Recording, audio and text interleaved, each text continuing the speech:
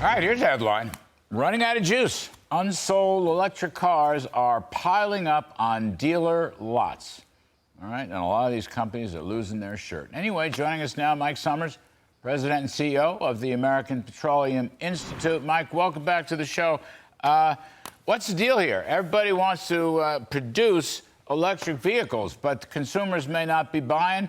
And a little birdie told me the EV producers of the big three are getting clobbered. They're losing money left and right on EVs. What do you think? What can you tell us?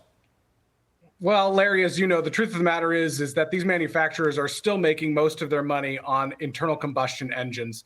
And unfortunately, the Environmental Protection Agency recently came out with a proposed rule that would effectively ban the internal combustion engine, which is the way that most people power their lives. 93% of Americans still use vehicles that are powered by the internal combustion engine. They would ban the internal combustion engine effectively by 2035.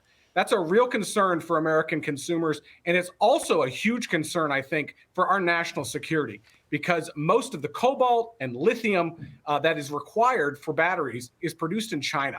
This is a national security issue, and every American should be concerned about it. Well, my understanding is the Energy Department and or Interior and or EPA have taken steps, rulemaking, executive regulatory rulemaking steps to prevent the mining of the resources and commodities you just talked about. Therefore, the big winner here is our arch enemy, China, not the USA. That's exactly right. And even if, by the way, Larry, we could produce the lithium in the United States, which we can't because they can't figure the permitting reform out here. So even if we could produce it here in the United States, the lithium and the cobalt, by the way, 60% of our aluminum comes from China as well, which is also required for these batteries. Even if we could produce it here, all of it is refined in China. So the concern is that even if we can get those mines cited, if we get them permitted, we'd still be shipping it overseas to refine. And that should be, again, a huge national security concern for the American people. So we're focused now. We sent a letter to the president today with 100+ other groups that represent all scopes of business, from the United States Chamber of Commerce to ethanol groups like the National Corn Growers and the American Farm Bureau Federation, who are all concerned about what this new ban from the EPA would do for American consumers and our national security.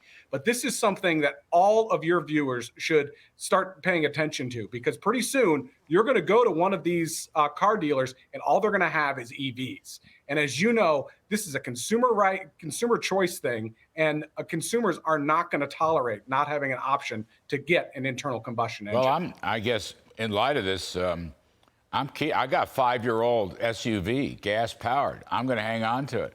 It's only got about 6,000 or 7,000 miles. I'm just going to hold on to it forever. Mike Sommers, the UAW is another party that's very angry at this electric vehicle revolution. Let me just read you real quick. I only got a minute left. Quote, "There have been clear winners and losers, and the same people who always won, the corporate elite and the billionaire class, seem to think they keep calling the shots." Now, this is the UAW in full revolt against Biden and these electric vehicle and climate policies. And the guy's got a point, doesn't he? I mean, they're going to lose jobs. The Lordstown plant, among others, is closing. The wages are not keeping up, but the subsidies are going to big business. I'm actually here in Findlay, Ohio, home of one of our great API member companies, Marathon Petroleum. What they do every day is they refine these products into the products that we use every single day: gasoline and diesel and other products. Now, this is a company that employs 2,000 people here in the state of Ohio. These are great paying jobs. This is also the home of Cooper Tire, and this is a big union state in the state of Ohio. And we need to continue to be able to produce these products. Yes. And produce these products here in the United States and in the great state of Ohio. If it ain't broke, don't fix it. You can add to it, but don't kill it off. I got to go, Mike. But that's the point you're making. They're getting paid good money. It's all associated with the internal combustion engine. And, gee, why kill it? That's just beyond belief. Mike Sommers, API, thank you, buddy.